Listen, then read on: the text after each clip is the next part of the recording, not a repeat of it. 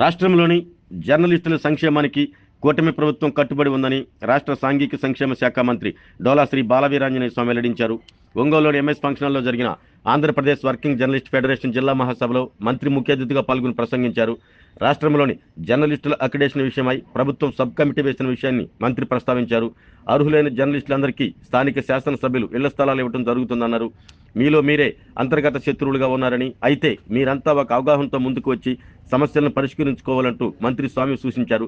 కథనాలు కల్పితంగా కాకుండా సూటిగా ఉండాలంటూ తెలిపారు. మీరు విని చూసి రాస్తే నైపుణ్యం పెరుగుతుందని, అదే సమయంలో జర్నలిజంలో నాణ్యత కూడా వస్తుందంటూ మంత్రి తెలిపారు. రేటింగ్ కోసం అసత్య కథనాలు ప్రసారం చేయొద్దంటూ మంత్రి కోరారు. ఒంగోలు శాసనసభ్యులు దామచర్ల జనార్దన్ రావు మాట్లాడుతూ జర్నలిజం పవిత్రమైన ఉద్యోగం అన్నారు. సమాజంలో విలువలతో కూడిన స్థానంలో ఉన్నారని, ప్రజలకు ఉపయోగపడే విధంగా ముందుకు సాగాలంటూ సూచించారు. ఎండనక వాననక వార్తల కోసం పరిగెడుతూ ఉంటారంటూ, అదే సమయంలో ఆరోగ్య విషయంలో జాగ్రత్తలు తీసుకోవాలంటూ ఎమ్మెల్యే దామచర్ల కోరారు. మీకు కుటుంబాలు ఉన్నాయని వారిని దృష్టిలో పెట్టుకుని ఈ పని చేయాలంటూ సూచించారు. ప్రతి జర్నలిస్ట్ హెల్త్ కార్డు తీసుకోవాలంటూ కోరారు.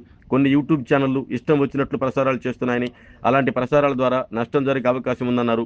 ఒంగోలులో జర్నలిస్టులకు ఇళ్ల స్థలాలు ఇస్తానని, అందరూ ఒకే చోట ఉండేలా జర్నలిస్ట్ కాలనీ కూడా ఏర్పాటు చేస్తానంటూ దామచర్ల హామీ ఇచ్చారు. ఒంగోలులో ప్రెస్ క్లబ్ ఏర్పాటుకు సహకరిస్తానని, అవసరమైతే తన సొంత నిధులతో బిల్డింగ్ కట్టిస్తానంటూ తెలిపారు. జర్నలిస్టు సంక్షేమానికి కట్టుబడి ఉన్నామని, మీకు అండగా ఉంటామంటూ ఎమ్మెల్యే దామచర్ల జనార్దన్ రావు భరోసా ఇచ్చారు. కనిగిరి శాసనసభ్యులు ముక్కు ఉగ్ర నరసింహారెడ్డి మాట్లాడుతూ జర్నలిస్టులు ప్రభుత్వ ఇన్స్టిట్యూషన్స్ విషయంలో కొంచెం జాగ్రత్తలు తీసుకోవాలంటూ సూచించారు. ప్రభుత్వ ఆసుపత్రులు, ప్రభుత్వ పాఠశాలల్లో సమస్యలుంటే తన దృష్టికి, సంబంధిత అధికారుల దృష్టికి తీసుకురావాలని, మేము పట్టించుకోకపోతే అప్పుడు వార్త రాస్తే బాగుంటుందంటూ సూచించారు. జర్నలిస్టుల వైపు రిస్క్తో కూడుకుందని, మీరంతా హెల్త్ కార్డులు తీసుకోవాలంటూ కోరారు. గత ప్రభుత్వం మాదిరిగా కాకుండా కూటమి ప్రభుత్వం మీకు అన్ని విధాలుగా అండగా ఉంటుందంటూ తెలిపారు. గిద్దలూరు శాసనసభ్యులు ముత్తుముల అశోక్ రెడ్డి మాట్లాడుతూ గత ప్రభుత్వం పాత్రికేయుల మీద ఉక్కుపాదం మోపిందని తెలిపారు. తమ కూటమి ప్రభుత్వం మీకు అన్ని విధాలుగా అండగా ఉంటుందంటూ భరోసా ఇచ్చారు. వార్త రాయాలని సంచలనం కోసం రాయకూడదంటూ సూచించారు. జర్నలిస్టులు సమాజంలో ఉన్న గౌరవాన్ని కాపాడుకోవాలన్నారు. చీరాల శాసనసభ్యులు మద్దులూరు మాలకొండ యాదవ్ మాట్లాడుతూ జర్నలిస్టులు అనేక మంది పేదవారు ఉన్నారని, వారికి తాము సహాయ సహకారాలు అందిస్తామంటూ తెలిపారు. ప్రభుత్వంతో మీరు సమన్వయం చేసుకుంటూ పనిచేస్తే మంచి ఫలితాలు వస్తాయంటూ తెలిపారు. దర్శి తెలుగుదేశం పార్టీ నియోజకవర్గ ఇన్ఛార్జి గొట్టిపాటి లక్ష్మి మాట్లాడుతూ ప్రజాస్వామ్యానికి 4వ స్తంభమైన జర్నలిజం వృత్తి ఎంతో పవిత్రమైందన్నారు. గత ప్రభుత్వంలో నిజాలు, అక్రమాలు బయటకు రావడం వల్ల రాష్ట్రంలో ప్రజాప్రభుత్వం వచ్చిందంటూ తెలిపారు. జర్నలిస్టులు జనం నాడి తెలుసుకుంటూ ఉంటారని, మీ శక్తికి క్రెడిబిలిటీ ఉంటే ఇంకా బాగుంటుందంటూ సూచించారు. గత ప్రభుత్వం జర్నలిస్టుల సంక్షేమానికి పూర్తిగా విశ్రమించిందని, తమ ప్రభుత్వం మీకు అండగా ఉంటుందంటూ తెలిపారు. జర్నలిస్టులకు తన హాస్పిటల్లో ఉచితంగా వైద్య సేవలు అందిస్తానంటూ గొట్టిపాటి లక్ష్మి ప్రకటించారు. ఈ మహాసభల్లో AP tourism corporation chairman Noksani Balaji, AP live stock development corporation chairman Sheikh Riyaz, Ongole నగర మేయర్ గంగాడ సుజాత, జనసేన పార్టీ నాయకులు కంది రవిశంకర్, పారిశ్రామికవేత్త Mandava Muralikrishna, Andhra Pradesh working journalist federation రాష్ట్ర అధ్యక్షులు ఎస్ వెంకటరావు, ప్రధాన కార్యదర్శి జి ఆంజనేయులు, కార్యదర్శి భక్తవత్సలం, జిల్లా అధ్యక్షులు గొట్టిపాటి నాగేశ్వరరావు, ప్రధాన కార్యదర్శి ఎస్వి బ్రహ్మం తదితరులు పాల్గొన్నారు. అనంతరం జిల్లా నూతన కార్యవర్గాన్ని ఎన్నుకున్నారు. మీకు మద్దతుగా ఉన్నాం, అండగా ఉన్నటువంటి విషయాన్ని కూడా నేను తెలియజేస్తున్నాను. మీరు ఇచ్చేటువంటి వార్తల్లో వాస్తవికత ప్రతిబింబించాలి. కొంతమంది ఒక ఛానల్లో ఒక వార్త వస్తే అందులో వాస్తవికత ఎంతో తెలియకుండానే అదే విషయాన్ని రిపీటెడ్గా సర్క్యులేట్ చేసి కొంచెం ఇబ్బందులు కలిగించే పరిస్థితులు వస్తూ ఉంటాయి. కానీ ఒక వార్త వచ్చినప్పుడు దాన్ని వాస్తవికత తెలుసుకొని మిగిలిన వాళ్ళు కూడా ప్రసారం చేయగలిగినప్పుడే, దాన్ని ప్రచురించగలిగినప్పుడే నిజమైన న్యాయం ఉంటుంది. కొంతమంది త్వరగా ఇవ్వాలనేటువంటిది అత్యుత్సాహంలో కొన్ని పొరపాట్లు జరగచ్చు. వాటిని సరిదిద్దుకునే విధంగా ఉండాలి, కానీ స్టిక్ ఆన్ అయిపోయామనే విధంగా అదే కథనానికి ముందుగా పోకూడదు అనేది నేను తెలియజేస్తున్నాను. రాజకీయ పార్టీలతోటి అనుబంధాలు ఉంటాయి.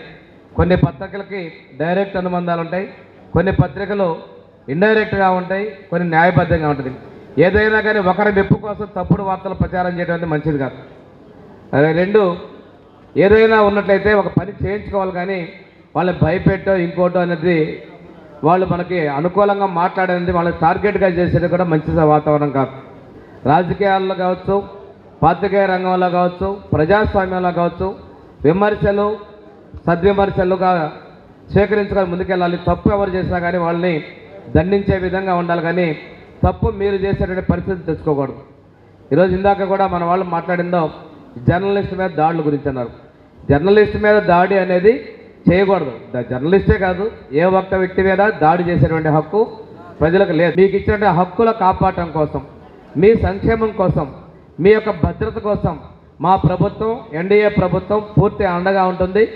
ఎందుకు మీది ప్రభుత్వ పథకాలు కావచ్చు, ప్రభుత్వ సంక్షేమాన్ని కావచ్చు, ప్రజలు చేరవేయడంలో, ప్రజా సమస్యల్ని ప్రభుత్వానికి ప్రజలకు అందించడంలో మీడియా చాలా కీలకమైందని చెప్పి విశ్వసించే దానిలో మా ఎన్డీఏ ప్రభుత్వం పూర్తిగా ఉందని చెప్పి తెలియజేసుకుంటూ, మరి మీ పరంగా చూస్తే ఈ సీఎం ప్రోగ్రామ్స్ కానీ మంత్రులు వచ్చినప్పుడు కానీ ఏదైనా కార్యక్రమాలు చూసినప్పుడు మీరు ఎక్కడ ప్రాణాలు కోల్పోతారని కూడా భయపడుతూ ఉంటాం మేము. ఎందుకంటే ఆ విధంగా పరిగెత్తడం, బండికి ఏలాడబడి తిరుగుతూ ఉంటారు. సో ఆ లైఫ్ రిస్క్ ఉంటుంది కాబట్టి ఈ జర్నలిస్ట్ సోదరులందరూ కూడా ఇన్సూరెన్స్ సెక్టార్ని కొద్దిగా ప్రతి ఒక్కరికి ఏ విధంగా చేయడానికో అది ఫస్ట్ చేయండి. ఎందుకంటే ఆ కుటుంబాలకు ఉపయోగపడదు. మీరు అందరూ ప్రతి ఒక్కరు పట్టాలు అంటారు. పట్టాలే ఉంది, మీరు స్థానిక ఉన్న నాయకులతో మీరు బాగుంటే అందరికి ఇచ్చేటప్పుడు మీకు ఆ పట్టాలు ఇవ్వడం జరుగుతుంది. కానీ హెల్త్ సెక్టారు మీ ఫ్యామిలీకి మీరేదైనా ప్రమాదవశాత్తు జరిగినప్పుడు ఏ విధంగా ఉపయోగపడాలి, ఆ కుటుంబాన్ని ఆదుకునే విధంగా ఇన్సూరెన్స్ సెక్టర్లో కూడా ప్రమోట్ చేయించుకొని అందరం కూడా కలిసి దానికి ప్రాంతంలో వాళ్ళు చేస్తే పెద్ద బరువు కాదు. దాంట్లో అక్రిడేషన్లు ఎవరైతే ఉంటారో వాళ్ళందరూ చేయవలసిందిగా కోరుతూ, మరి మిగతా మా సోదరిమని చెప్పినట్టు మెడికల్ పరంగా దాని అవసరమైనప్పుడు మీ యూనియన్ ద్వారా మాకు లెటర్ చెప్తే మేమందరం కూడా సహకరిస్తాం. భవిష్యత్తులో గత ప్రభుత్వం ఏమైతే మిమ్మల్ని ఇబ్బంది పెట్టిందో అటువంటి మా ప్రభుత్వం చేయదు. ఎందుకంటే మా నాయకుడు అటువంటి నాయకుడు కాదు. మీ వెల్ఫేర్ కోసం ఏ విధంగా చేయాలో తప్పకుండా మేమందరం కృషి చేస్తాం తెలియజేస్తూ సెలవు.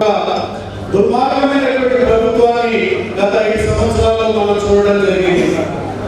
ఈరోజు అధికారంలోకి వచ్చినటువంటి ఎన్డీఏ కూటమి ప్రభుత్వం, గౌరవ ముఖ్యమంత్రి చంద్రబాబు నాయుడు గారు కానివ్వండి, గౌరవ ఉప ముఖ్యమంత్రి పవన్ కళ్యాణ్ గారు కానివ్వండి, ఈరోజు స్పష్టంగా ఉన్నారు.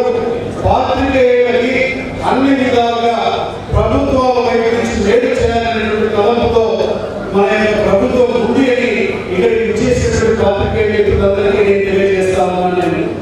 మాకు ఇచ్చిన ఆదేశాల్లో మీ అందరితో కలిసి ప్రయాణం చేయమని చెప్పారు. అయితే జర్నలిస్టులుగా చాలామంది పేదవాళ్ళు ఉన్నారు. చాలామంది దాన్నే నమ్ముకొని జీవితాన్ని కూడా ఈ రోజుకి సాలిచాలని జీవితాలతో ముందుకెళ్తున్నటువంటి వాళ్ళు చాలామంది ఉన్నారు. అయితే మీలో కూడా ఈసారి శాసనసభకి కొంతమంది జర్నలిజం నుంచి కూడా ఎమ్మెల్యేలుగా వచ్చారు.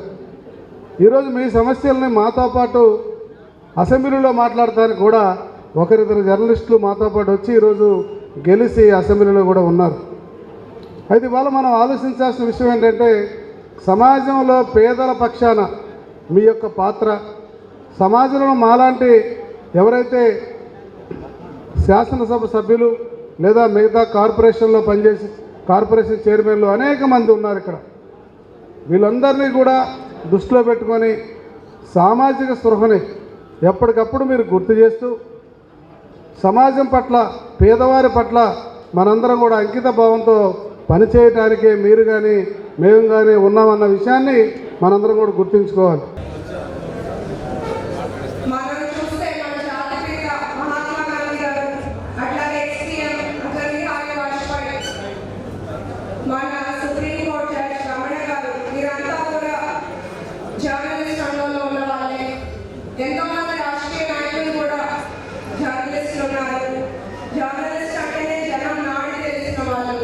మీ శక్తి ఏంటంటే మా దాకా కూడా కొన్ని సమస్యలు చెప్పుకోలేని ప్రజలు మీ దాకా వస్తుంటారు. అదే మీ శక్తి, మీ బలం. ఆరోగ్యమే మహాభాగ్యం అంటారు. కానీ ఆరోగ్యాన్ని నమ్మకంగా కాపాడే స్థానం ఎక్కడ?